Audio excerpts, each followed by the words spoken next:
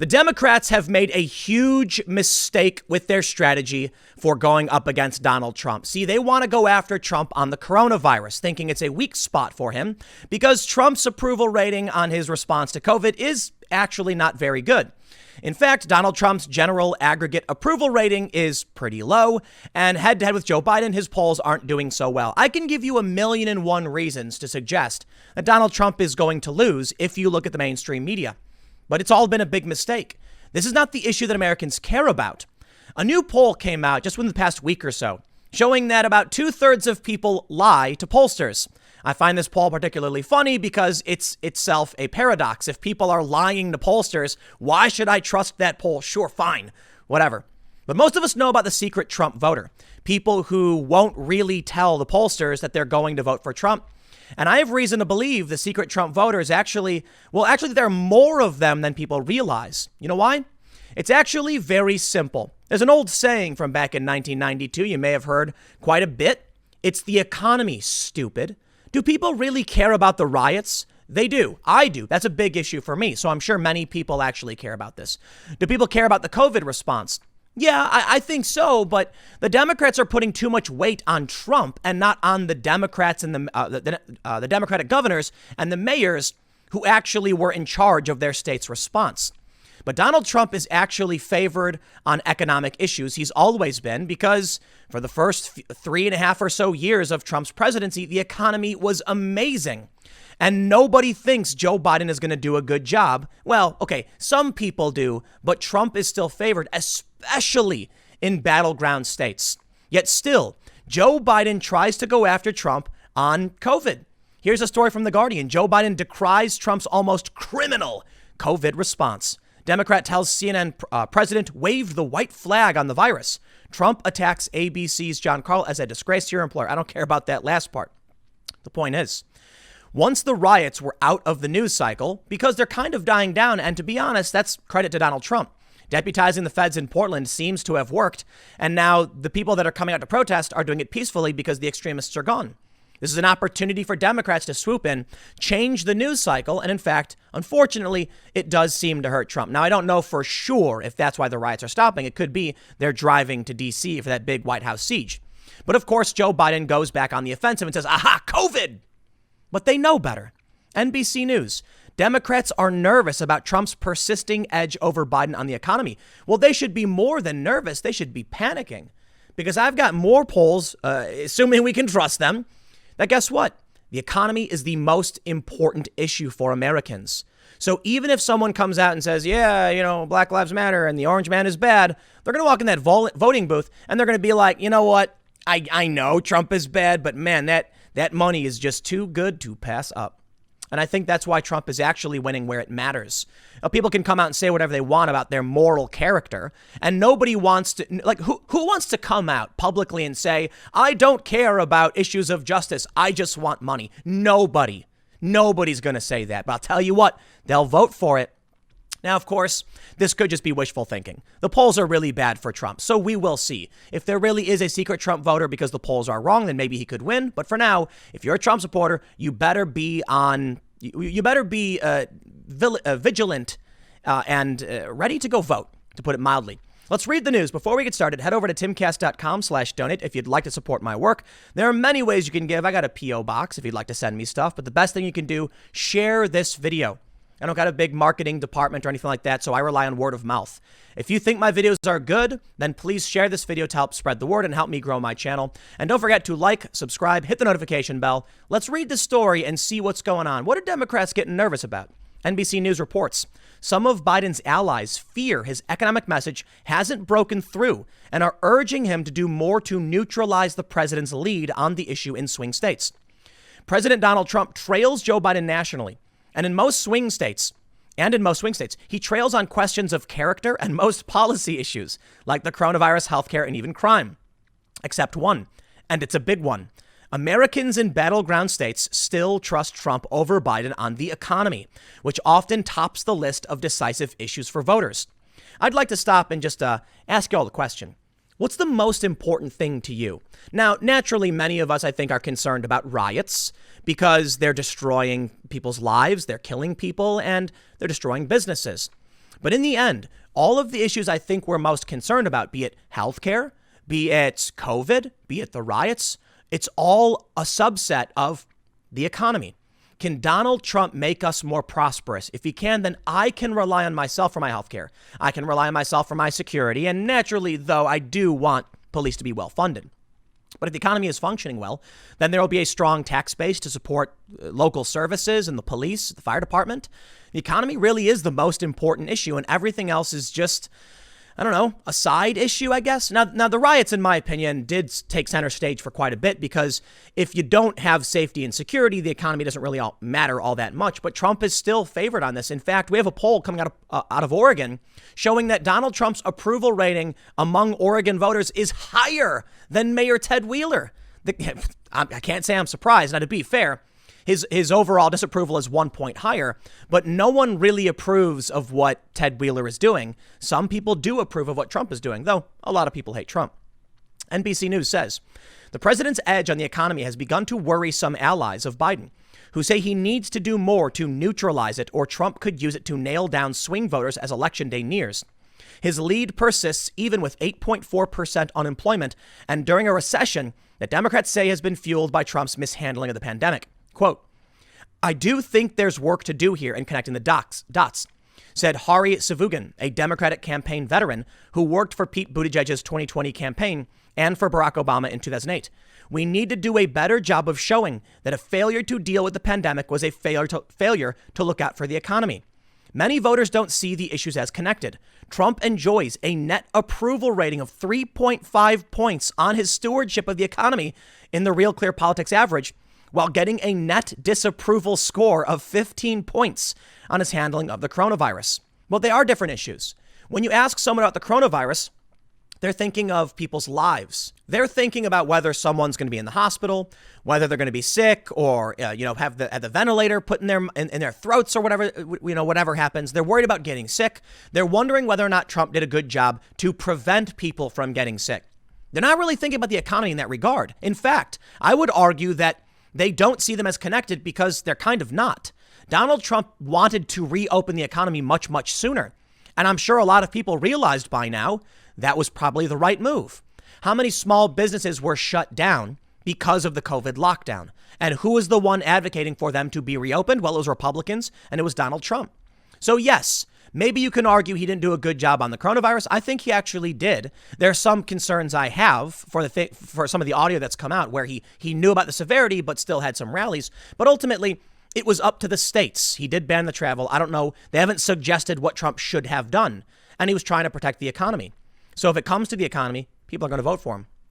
They say while Trump's economic edge has narrowed in national polls, it remains significant in key states likely to decide the election. In Wisconsin, Trump enjoys a net approval of 8 points on his handling of the economy in a new poll by Marquette Law School.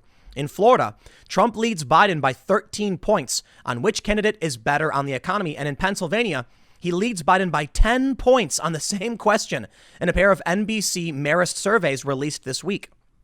We've done a really good job saying Trump is incompetent at handling just about every other issue, Savugan said. The only thing that is his escape hatch is his handling of the economy. Closing off that lane for Trump does a lot of the work of the election. Well, I'm sorry, man. It looks like Donald Trump is actually winning the most important issue. And I bring you now to Pew Research, August 13th. Important issues in the 2020 election. They say, with the country in the midst of a recession, nearly 8 in 10 registered voters say the economy will be very important to them in making their decision about who to vote for in the 2020 presidential election. The top issue of 12 included in the survey. The economy is consistently a top voting issue. In a survey asking a similar, though not identical, list of issues in June 2016, the economy also was the top voting issue. In the current survey, 68% of voters say healthcare is very important to their vote, while 64% cite Supreme Court appointments. And this is really funny because back the saying, it's the economy, stupid. My understanding is it traces back to 1992 when James Carville told, I think it was Clinton, he said, number 1, you want change, not more of the same. Number 2, the economy's stupid. And 3, don't forget healthcare. If Donald Trump can't get on point with healthcare, well, then maybe he is in serious trouble. He's gone for the law and order message, and the riots really have helped, in my opinion. That's why Biden was freaking out and rushing across the country to address them. But Biden's response following the riot narrative sort of dying down has not been strong enough, in my opinion. He's going after Trump on COVID. Perhaps a strategy there is that COVID really is a healthcare issue, but I don't think so. I think COVID is its own issue that encompasses several different things, which includes the riots, the economy, and healthcare.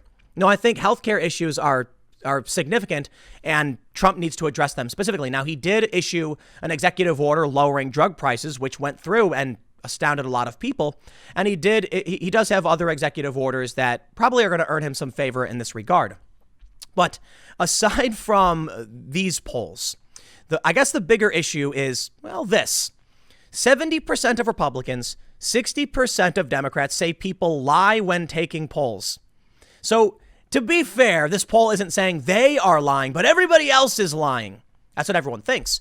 But there was, in fact, a study showing that many people said they would lie, and it makes a lot of sense. There's two big reasons why they're going to lie. Well, there's a couple big reasons. For one, if you're a Trump supporter who thinks the fake news is the enemy of the people, are you going to, you get a phone call from NBC Marist? Like, hey, I'm a journalist with NBC Marist. We're doing a poll.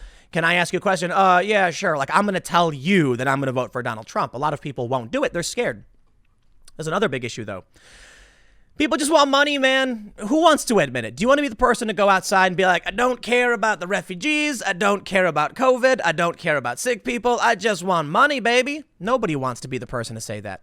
So when it comes to the polls, they're not going to tell you. But when they go to the voting booth, they will. Well, here's the story from Newsweek. This is funny. A new poll suggests that 2/3 of all registered voters believe that people lie about their political preferences when taking part in polls. A Hill-Harris-X survey released Friday found that 66% believe others are likely to lie to pollsters when asked about politics, while 34% believe lying was unlikely. A larger majority of Republicans said that others lied, 70% compared to 60% of Democrats. The poll found that 67% of independents agreed. The survey was conducted online among 971 registered voters on August 31st, with a margin of error of 3.1%. Although President Donald Trump has continued to trail Democratic presidential nominee Joe Biden in most polls, he has continued to insist that a silent majority of Americans support him. If enough so-called secret Trump voters exist, those who are unwilling to admit their support for the president to pollsters, Trump could achieve another poll-defying victory in November. It's not really poll-defying, though. What a lot of people don't realize about what happened in 2016 is that the polls were actually not that bad. They did miss a lot of Trump's base, but the pundits were wrong. They were like, Hillary Clinton has a 100% chance of victory, an 80% chance of victory, and they ignored the way the math really played out. So even though the polls are showing us all of these things, I got more to show you, man. It may actually be that Trump will lose very, very, very much so in the national popular vote. I'm talking like major numbers, 5-7%, and still win the Electoral College. Now, this could be a bad thing. But let me just point this out. If it is true that people are really lying about their polling, about their political preferences, then why should I believe 538? They say Biden is favored to win the election. Hi there, I'm 5E Fox, and I'm here to show you around. Each of these maps is an example of how things might shake out on Election Day. And they say, out of all these maps, Trump only has 5. So, not looking too good for the president. And it looks like there's about 20. So all in all, they say that Trump has around a 25% chance of winning to Joe Biden's 74% chance. But if it is true, people have said they lie, and other people believe they lie, and they're all lying, I think they're going to go for the money, man. I think they're going for the money. I think you got all these people on social media posting all this virtue signal like, yeah, Black Lives Matter. We're all about racial justice. Woo! Can I get a raise, man? Because I'm going to vote for the guy who's going to get me paid. It's not going to be Joe Biden. Donald Trump called Black Lives Matter a Marxist organization and said, maybe I'm wrong. If I am, I'm going to lose an election. Maybe people really know what Black Lives Matter represents and what the left represents. And why would they want to vote for someone who's going to take their money away?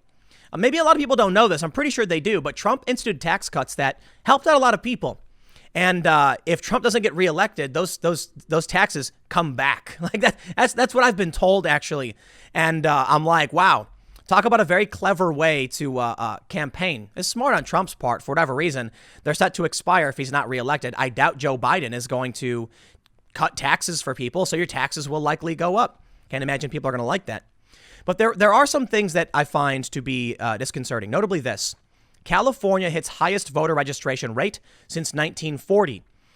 They say California has registered a record high of 21 million voters this year, recording the highest rate of registration since the election of 1940, according to a report from voter data firm Political Data Inc. The influx of registrations means 83% of eligible Californians are registered to vote. The last time it was that high was 1940, when the rate was slightly higher than 83%, according to the data firm. Nearly 2/3 of the new registrations are millennials, or Generation Y, born after 1996, the report found. Young voters represent 37% of total registrants, while baby boomers, those born between 46 and 64, represent 29%. I looked at some data before that said that in California, it's like 2-1. Like for every 2 Democrats, they register 1 Republican. And some people have suggested to me, based on the story, what if many of these are actually Republicans? How would you know? Well, the data suggests they're Democrats, but we won't know how they vote. They're just voters. So I guess we'll wait and see. But it's California, man. I kind of think it's going to be, 2/3 Democrat, 1/3 Republican. It doesn't matter, though. This doesn't matter in the grand scheme of things. And this is actually making it worse for the Democrats. You know why? National polling is skewed. National polling is wrong. So what if more people register in California? We know California is going to give their electoral votes to Joe Biden. They're not going to give them to Trump, in which case it doesn't matter how many people they register. What matters is the swing states. And in the swing states, Trump owns the issue of the economy. But I do have some fear here, man. Imagine this. Imagine Joe Biden wins by 10% in the national popular vote. And, it's 50-40 or something, or, 52 to 42 or something like that. Then you start getting all these leftists saying, no way. That swing in the popular vote is too high, and the American people don't want Trump, but Trump still wins the Electoral College. Then things could start to get particularly spicy in terms of violence. Now, one thing I did mention earlier on is Trump's response to the riots, and I want to show you this very interesting story from Oregon Live. They say Oregon voters disapprove of Portland protest, feel police aren't using enough force, poll finds. That to me was kind of shocking. They want more police, like heavy-handed, like they want the police to use more force. They want more people arrested. They don't like the protests. That sounds like something Trump would do. So I wonder, in a place like Oregon or in Portland that is very, very left-leaning, do people of this country actually approve of Trump crushing the far left? I think the answer is yes. Take a look at this poll. They say approval level of Portland police. And we can see that, it's not so great. I think this is here we go. I'm sorry. Approval response to protests. This is the one I was looking for. A majority of Oregon voters disapprove of how all major elected leaders have responded to the ongoing protests across the United States and Oregon. But take a look at that old President Trump. Strongly approve, 25%. Somewhat approve, 14%. Then you look at Mayor Ted Wheeler.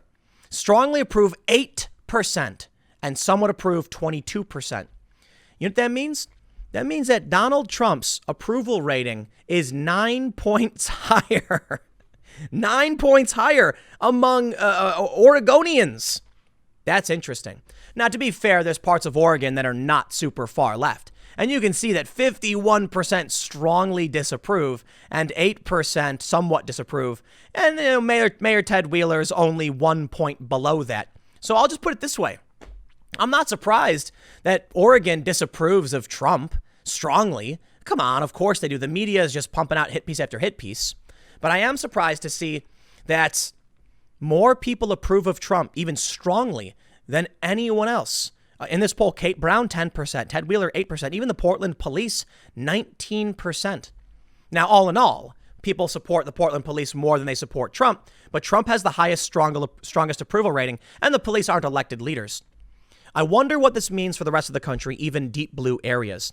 Stands to reason that Trump actually has pretty good approval rating on this issue as well, and it will play a role.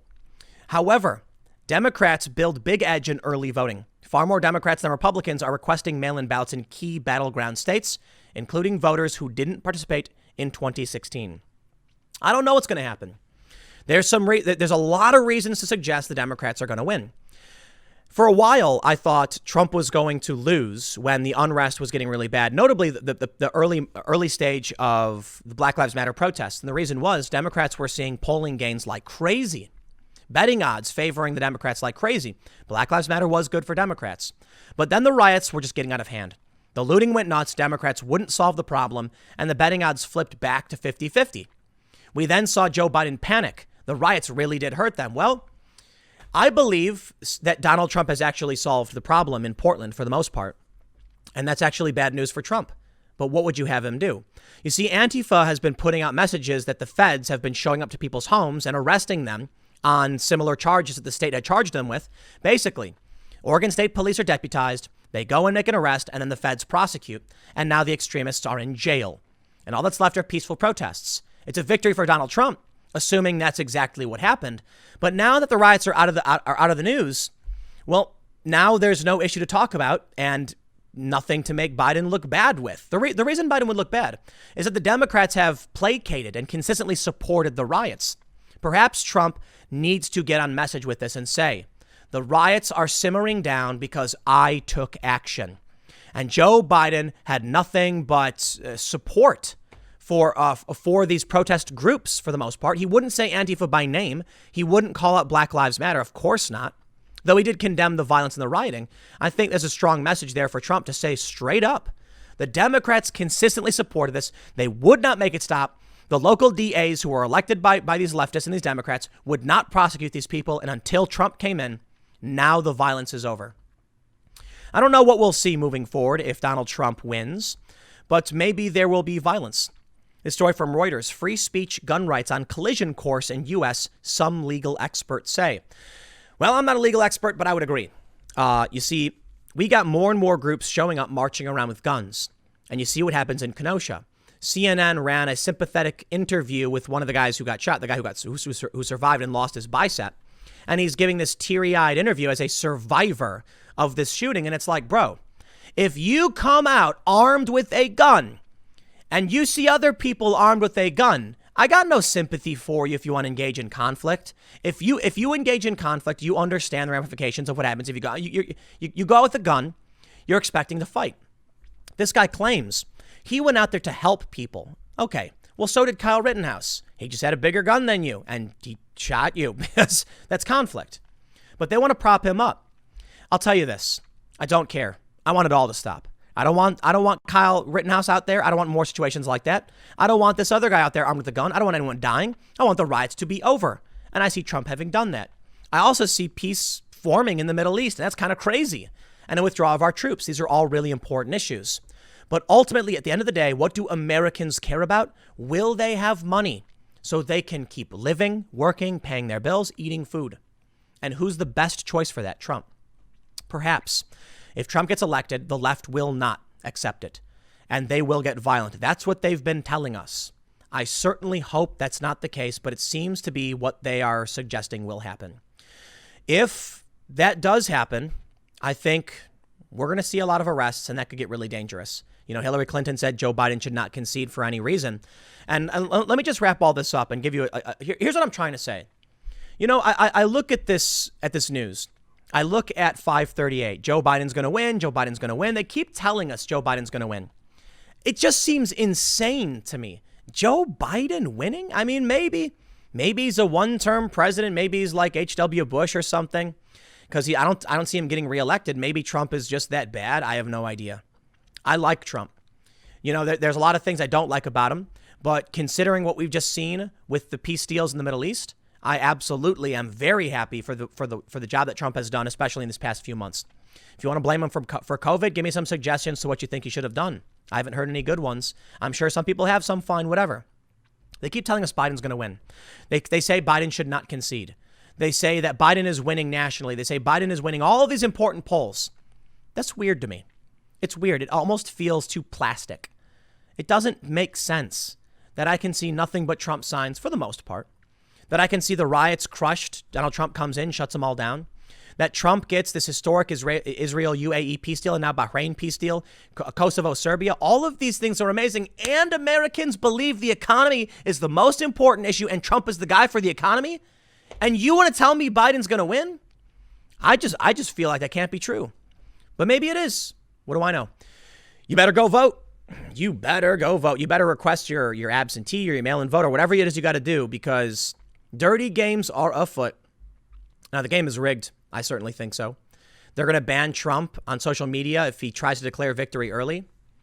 They're setting this up in every way possible to make sure Trump can't win. So, you know what? I got to be fair. I wouldn't be surprised if he loses. I would not be surprised if he loses. I thought in 2016, based on the support I had seen, that Donald Trump was on track to win, that he would have won 2016, but I just didn't believe Hillary Clinton would allow it. I felt like the game was rigged, and I was like, Trump can't win. They would never let someone like him win. Then he won, and I was like, wow, I guess you can win. And that made me realize, wow, maybe we actually have a real election system. I had no faith in the election system. I didn't think it was legit. Right now, I see them pulling out all the stops, desperately trying to stop Trump, and they're really delegitimizing everything. It's them. It's not the Republicans or Trump. We'll see how this plays out. But I'd be willing to bet it's the economy, stupid. I'll see you all in the next segment coming up at youtube.com/TimCastNews at 6 p.m. Thanks for hanging out. I will see you all then.